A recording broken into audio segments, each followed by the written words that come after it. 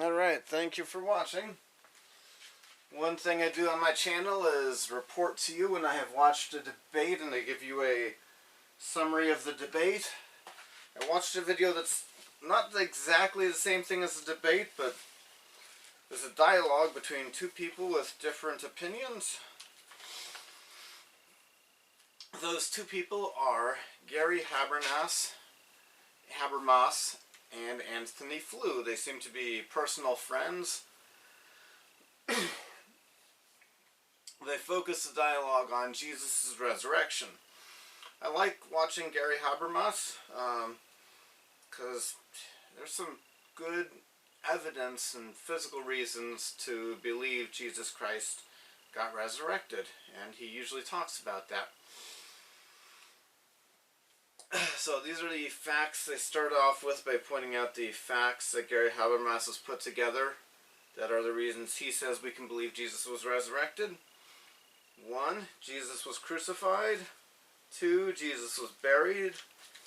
3. His disciples were in despair and lost hope. That matters because if they weren't optimistic for something good to happen, you would more likely get people making up a resurrection that didn't happen or hallucinating a resurrection that didn't happen if the people were hopeful and not had lost hope. There was an empty tomb. The disciples saw the resurrected Jesus Christ. The disciples were transformed. They became bold after being very shy and not so bold. That message of Jesus' resurrection was the center of the preaching of Christianity. It was proclaimed in Jerusalem, which matters because it would have been easily disproven if it was untrue. The church grew because of that. Sunday became the day of worship for them. Even skeptics believed, like Jesus' brother, who did not follow him before the resurrection. Paul was converted because of a resurrection appearance of Jesus Christ. So Anthony Flew was asked if he believed in this, the story of Jesus, the resurrection. He said there's a possible revival, but he doesn't see evidence of Jesus being buried. Let's see. Gary Habermas pointed out that we can be certain he died because he got resurrected. He pointed out there have been scientific studies done on volunteers. They didn't kill them, but they hung them up on a cross and, measured their body's reaction to things. And, let's see, within 12 minutes, somebody would have been passed out. Within 15 minutes, somebody would have been dead once they were not able to lift themselves up. Because the way crucifixion kills somebody is you can't keep your arms up for a long time because it interferes with the breathing. The shoulders going up interferes with the muscles that make the breathing happen. And then you can't breathe. Now, somebody could have been crucified and stayed alive for a few days if they could prop themselves up to take a breath and then go back down. Prop themselves up to take a breath and then go back down.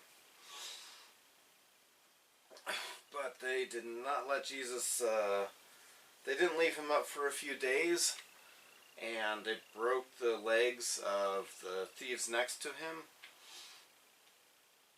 Okay, one thing he pointed out is that the swoon theory is like that Jesus passed out basically. He wasn't dead, but he went limp, and so they thought he was dead.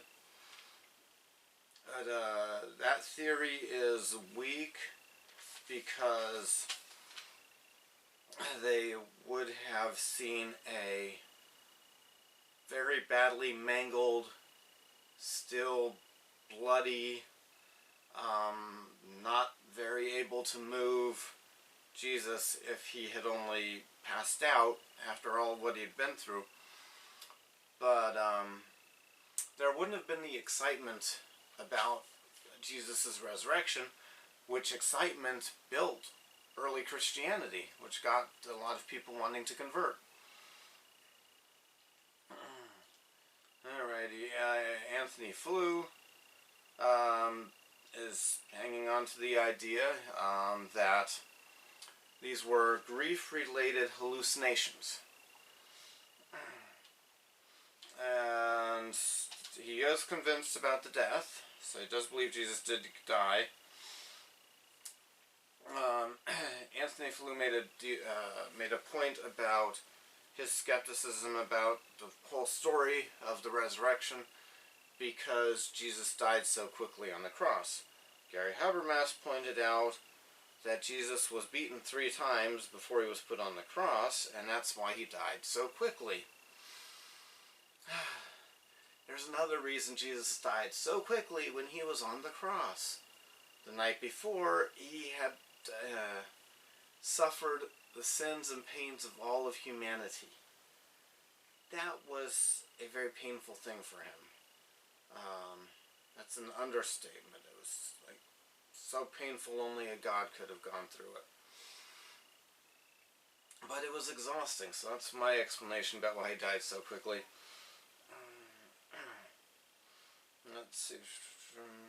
One reason to believe the Gospels are real is women were not looked at highly in the ancient days. Actually, Gary Habermas found a quote from somebody who believed women and somebody who didn't, or a culture or thought process from back then that did believe and the one that didn't believe. But with people in that area likely to not believe women were a good source of information, making your first witnesses of the resurrection women is not a good selling point.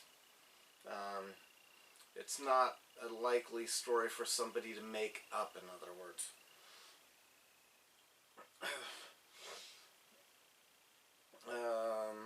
Yeah, so Anthony Flew, there wasn't necessary for there to be an official tomb. And Gary Habermas pointed out in Acts chapter 6, there were a large number of priests that became obedient to the faith. So these are people, probably Jewish priests they mean, who should have been against the resurrection story, against believing the resurrection story, because that would be a big change for them, and they believed it. Let's see,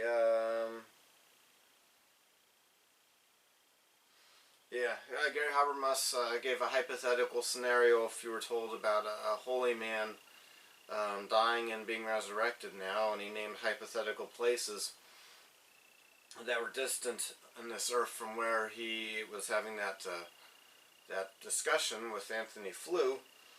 And the closer it is to where you are that you hear about something like that, the more likely you'll go look and see if there's an empty tomb. And of course, Jesus, Christianity, it all happened in Jerusalem. They did not run to Spain, England, or China and say, hey, way over there where it's hard for you to check, this guy got resurrected. They were saying, he's the guy that, in this town, right over there, that town over there, a few hours walk, he got resurrected. And so it could have been checked if it didn't happen. Let's see, one reason to be sure that Rome was successful in killing Jesus is that they were worried about insurrections. And that's going to make them more likely to make sure their crucifixion is successful. Okay. The host asks if there's a better explanation than a resurrection to match all the facts. Anthony Flew pointed out there are other people in the Bible who got resurrected. Why is Jesus Christ more important than those other resurrections? Gary Habermas pointed out that Lazarus died again. Jesus Christ did not die again, and Jesus Christ claimed he would be resurrected as part of his evidences of him being the Son of Man and not just another man. And he asked for a better explanation.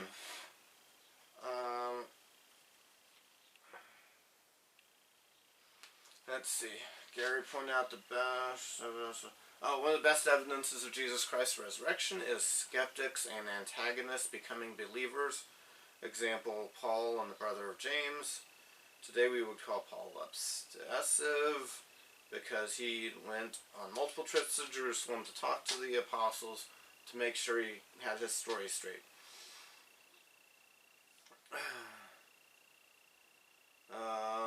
Anthony Flew pointed out the disciples could have just been repeating things they heard from Jesus. Gary Habermas said Paul gave us checks and balances, like by quoting about other witnesses that were alive at the time that people could have checked with. Okay. And Anthony Flew pointed out Jesus didn't stick around and reside on earth. For some reason that bugged him, and it's one of his reasons for not being a Christian. Gary Habermas pointed out that shouldn't be an issue. But once he's resurrected, he could go anywhere he wants. Yeah, that's what resurrected means. Is especially if we're talking about Jesus' resurrection, he doesn't need to stick around earth. And Jesus is claimed to be the Son of God. Anthony Flew pointed it out. He said it's not clear what's involved in that, in the Trinity, and it's difficult for him to believe, to put it mildly.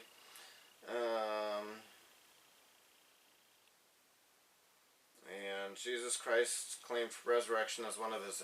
Gary Habermas pointed out Jesus Christ claimed one evidence of his resurrection. He claimed that the resurrection was one evidence of his power and him being the Son of Man. Son of Man being a title of divinity. And that the resurrection put his money where his mouth was, so to speak. Anthony Flew claimed that he's puzzled by the situation. The resurrection belief is based on appearances, and he said any experiences claimed to be paranormal must be believed because of extraordinary evidence. And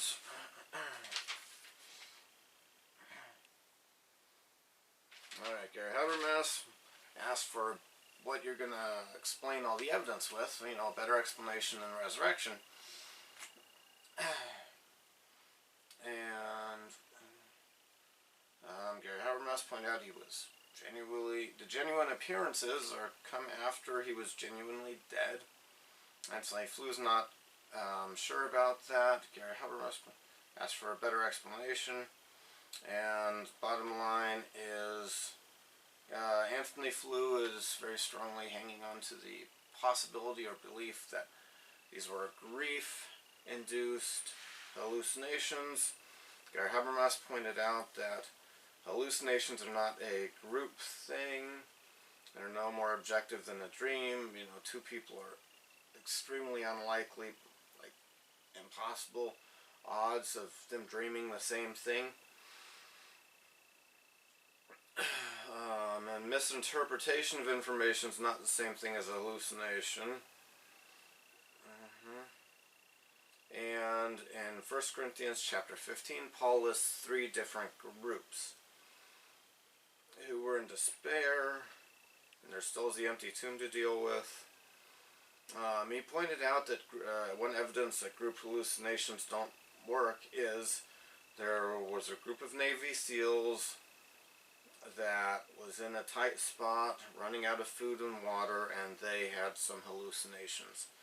And they didn't hallucinate the same thing, and when they were asked why they didn't believe these things they hallucinated were real, it was because their buddies didn't see those things. They each had different hallucinations, but the other guy in the boat with him didn't see the hallucinations. And So, let's see, James and Paul were unbelievers. Okay, the host asked about the improbability of resurrection versus group hallucination. So, which explanation is more likely or probable? Gary Habermas quoted somebody more unlikely. Yeah. Pointed out there was not one time that there was a group seeing of Jesus, which makes it lower odds that it was a hallucination and higher odds it was a real visit of Jesus Christ. Anthony Flew finds a 500 to not be strong evidence, odd and arbitrary. Why not 49, 499, 450? Gary Habermas said Paul took his list seriously, and it's not Paul's saying, but he's quoting somebody else. So it was a common saying. Okay, let's see. Anthony Flew thought that discredits Paul's whole writing, having that one quote in there that he doesn't believe. And Gary Habermas pointed out that Jesus fed 5,000.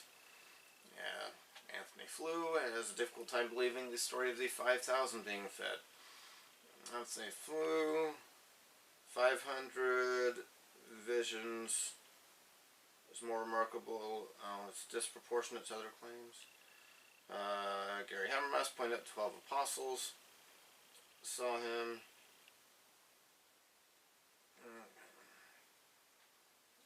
So Anthony Flew is just hanging on to the idea that it's extraordinary to claim, and he's going to remain skeptical and not be a believer. In 1955, Gary Habermas quoted Anthony Flew's writing. So Anthony Flew is a very old man, about theology and falsification. He said it counts against somebody's view when it's unfalsifiable, and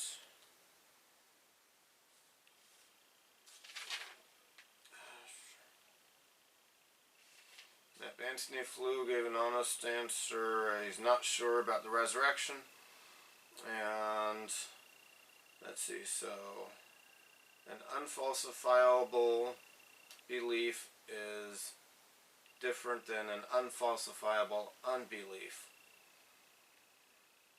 Let's see. Yep, so Anthony Flew has an invincible disbelief in the resurrection story. Gary Habermas invited him to look at it as a singularity, something he believes really happened but is rare. And Gary Habermas pointed out that we have good evidence of near-death experiences. They've been thoroughly studied, and there's been some near-death experiences that are hard to explain other than they really happened. Like there have been people, we've got EEGs that can measure brain activity, and the brain has got no activity sometimes, and people have had near-death experiences. They come back talking about things happening and being aware of having a consciousness at the time when there was no brain activity. They asked something about, let's see, one point Gary Habermas made is we need to deal with the evidence that we have.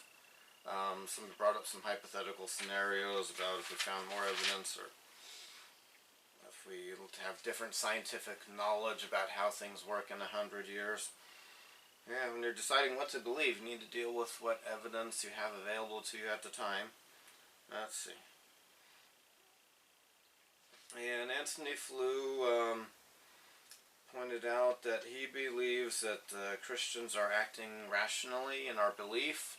He's just not joining us in that belief. And so I guess I appreciate him calling us rational. And saying we're acting rationally with the evidence we have. And he came up with a hypothetical scenario where there's a tank commander in a war who has usually good intelligence. He trusts his intelligence people and runs into a bad situation. But since he was acting on, the best information he had. He was acting rationally, and he thinks that's a good analogy for Christians. Gary Habermas pointed out the tank analogy cuts both ways. And then they got to make their closing statements. Anthony Flew didn't do a lot of talking. Gary Habermas's closing statement encouraged everybody to use a method. You don't need to be a Christian. Use a method about looking at the facts. And pointed out Jesus is the most mentioned person in history. One example he gave of somebody who is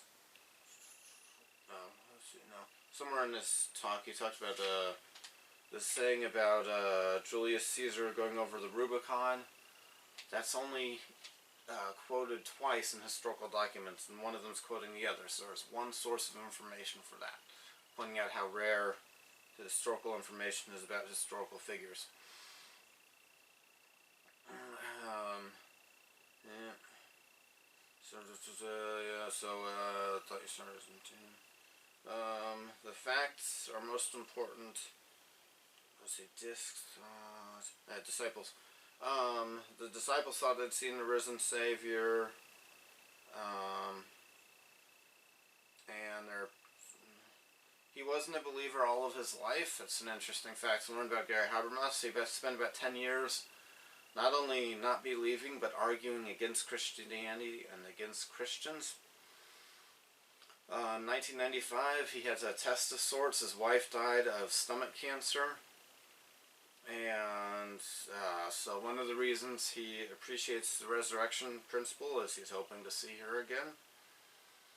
Okay, for him to have an eternal relationship with her, he must do it God's way. And I hope he will get around to that. To my knowledge, he has not. He pointed out in 1 Corinthians chapter 15, Paul ends the chapter like ridiculing death. He's talking smack. He says, "Death, where is your sting? Grave, where is your victory?"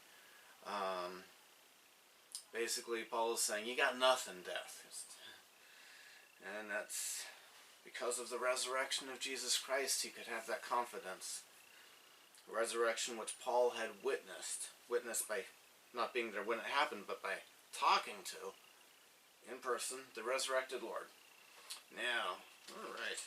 This was a 2-hour-long presentation I'm trying to summarize for you, and I'm going to be able to fit it all in here. Woo-hoo.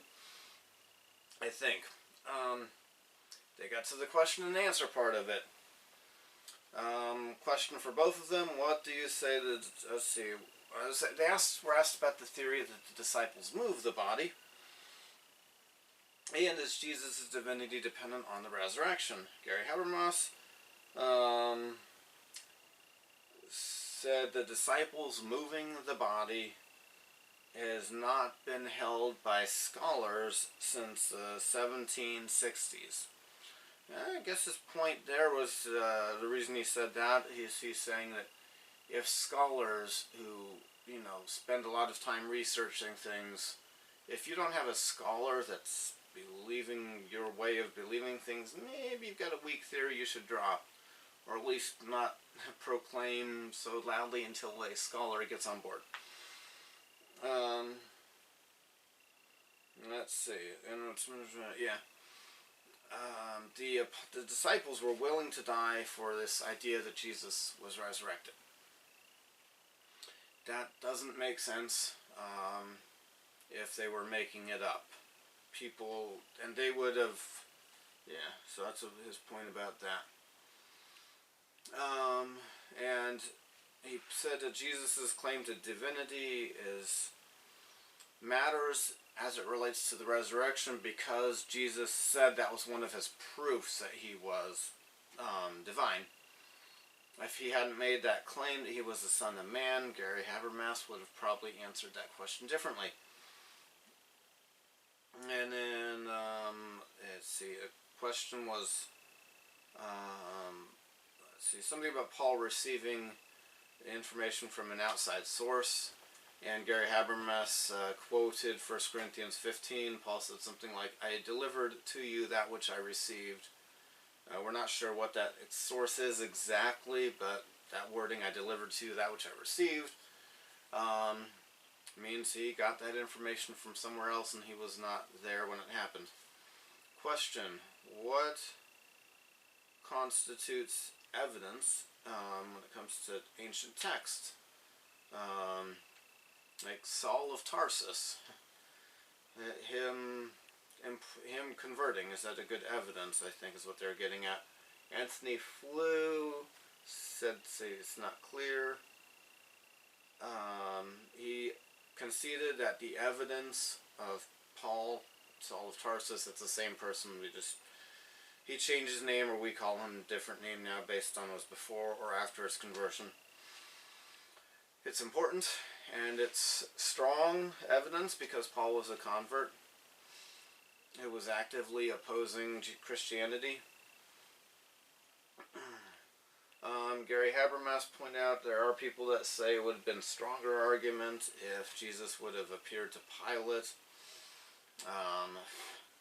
But God gets to appear to who he wants to and do things the way he wants to. Gary pointed out when he was an atheist, there was a tree he was looking at, and he spent a lot of time one night staring at the tree and thinking, God, I'll believe you if you knock the tree down. A strong wind blew that night and knocked the tree down. Only that tree. And that didn't convert him. So, Pilate maybe wouldn't have been converted, or maybe strong evidence like Jesus appearing to Pilate and converting Pilate still would not get some people to convert.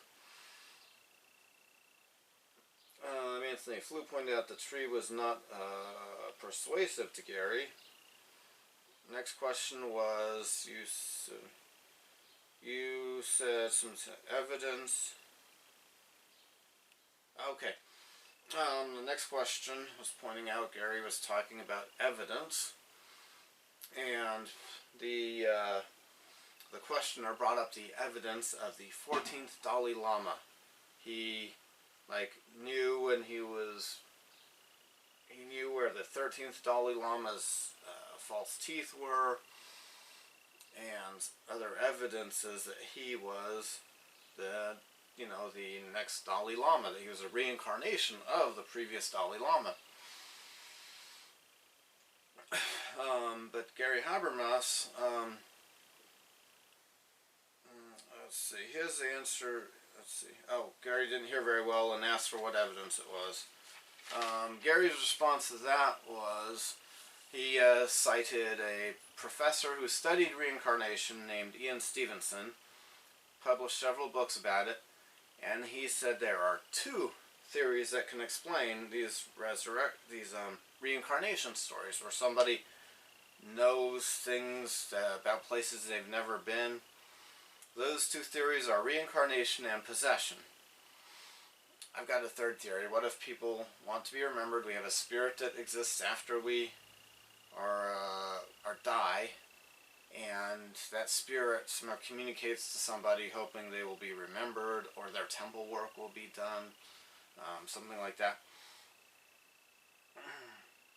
And so they asked if he meant he was accusing the Dalai Lama of being possessed, and he took no position on whether the Dalai Lama was possessed or not. His point in bringing that up was, when you're talking about the evidence for things, it's reasonable to ask, are there other explanations that match up with the evidence? If there are, then you can't say, we know, this is it, if there was another possible explanation.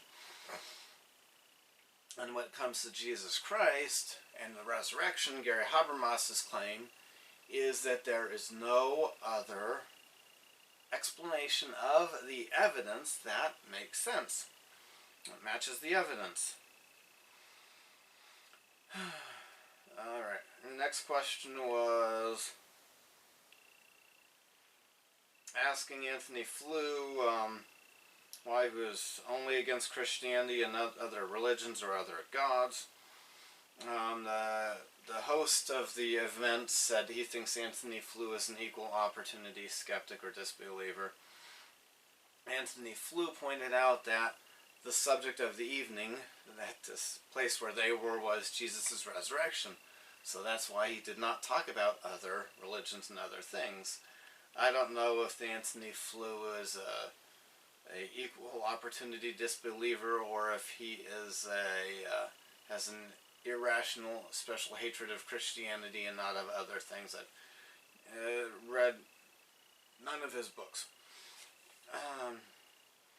So I don't assume that he is only against Christianity and he would tell you to believe in Hinduism or Islam or some other religion.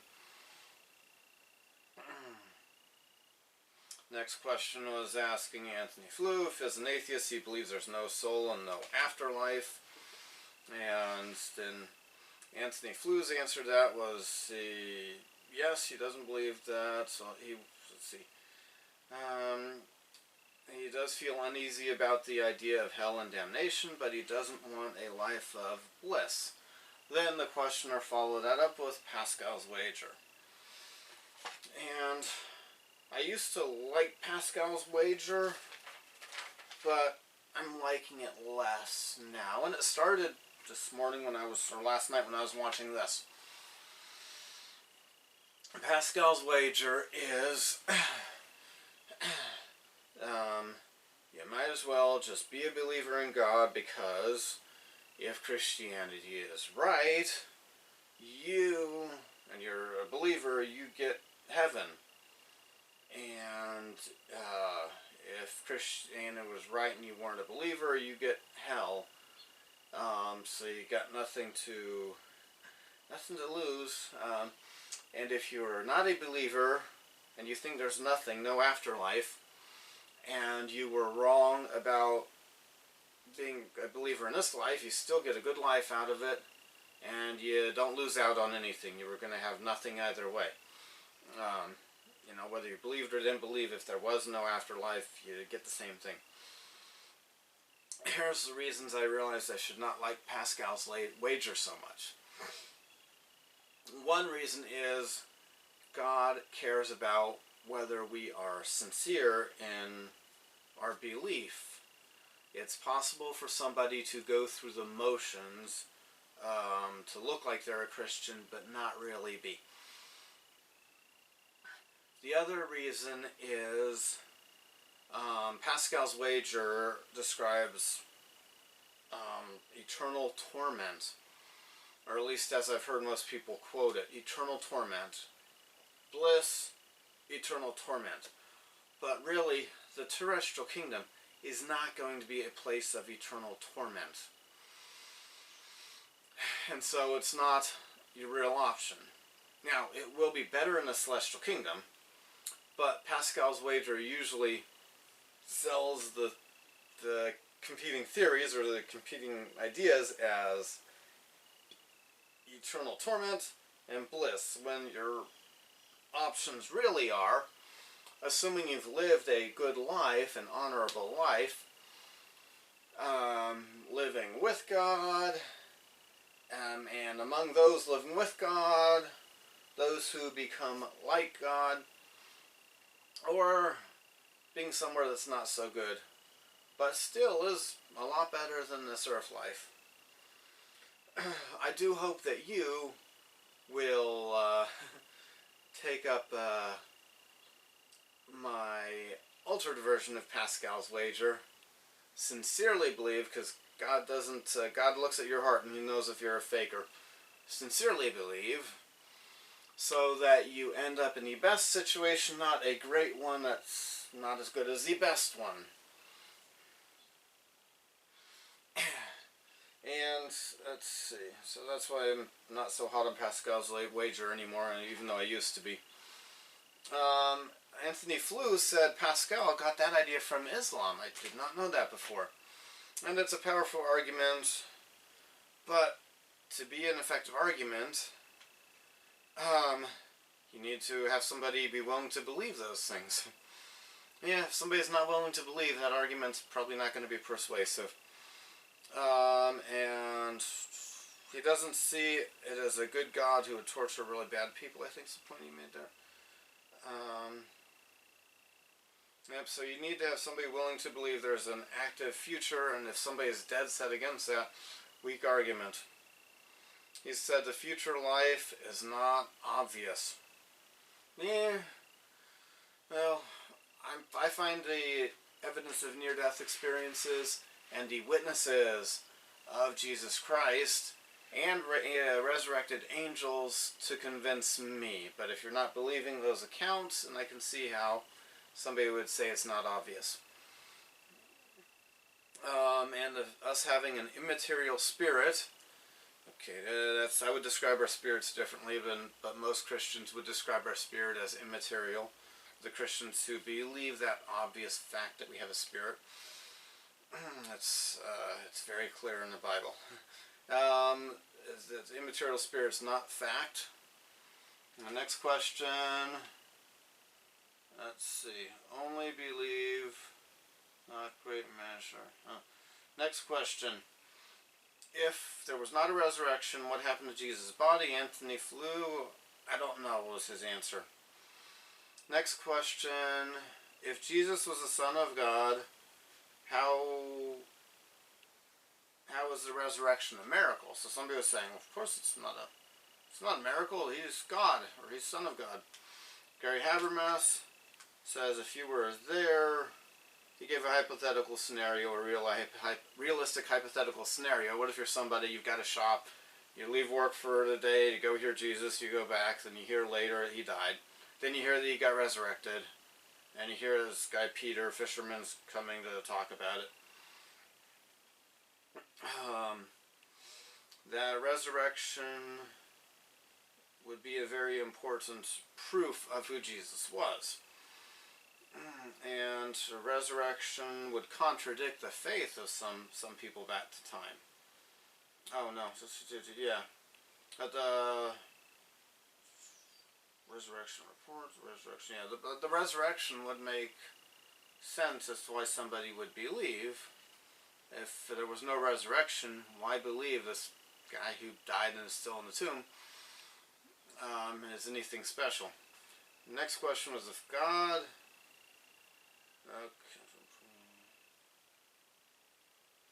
Okay, the next question saw a contradiction between Christians looking at the evidence and the Bible telling us to have faith. So doesn't having resurrection of the evidence of the resurrection and talking about the evidence contradict the proclamation of the Bible or the commandment to have faith?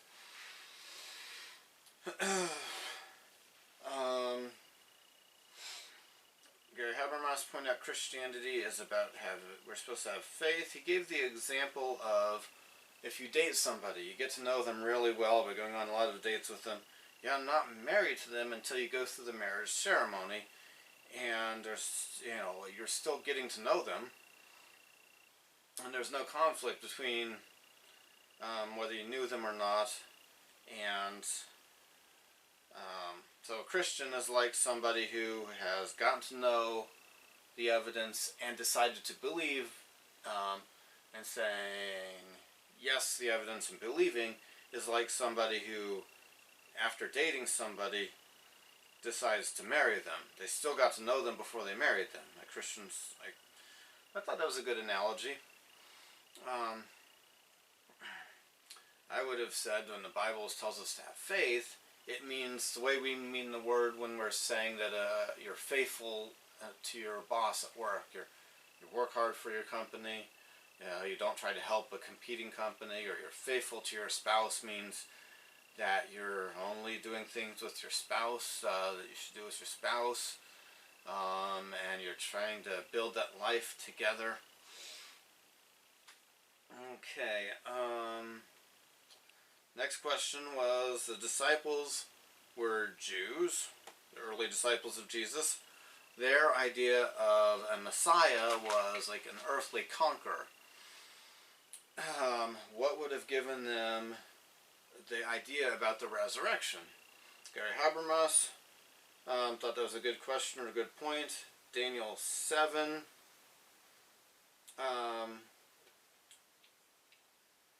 Uses the term Son of Man. Says like the Son of Man. Here's where Gary Habermas and I would disagree about something. When Daniel chapter 7 says, like the Son of Man, it's talking about the Son of Man. Daniel was describing what he was seeing. It looks like, you might say that to use the term looks like somebody when you're talking about the real person. Who was at the meeting today when you get home from somewhere and your wife, child, roommate, somebody asks who was at a meeting you were at. If there's somebody you don't see a lot of, or you're not sure, you didn't get a good look, you might say, or somebody that looked like so-and-so, say the name of the person, but didn't get a chance to talk to them, not sure. In that same chapter, there is an Ancient of Days, and Gary Habermas was talking like the Ancient of Days was God the Father, but the Ancient of Days is Adam. And it's not clear. Nowhere in the Bible does it define who the Ancient of Days is, so that's not a difference of opinion where I'm claiming that they're like ignoring what's clearly in the Bible.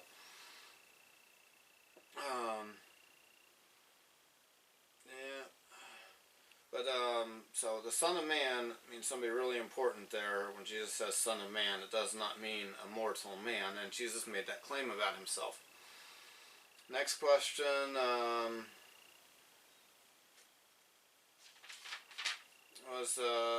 has our ability to have better evidence like videos increased? What are they asking? I guess they're asking, maybe they're pointing out that people want better evidence based on, now that we have better evidence available. Gary Habermas pointed out we have to deal with the tools we have available. So if you're going to try to figure out what happened 200 years ago, 1,000 years ago, 4,000 years ago, there weren't videos back then. And so we're going to have to deal with the best evidence and tools that we have to try to figure out what probably happened in the past. And, alright, thank you for watching. You have a good day.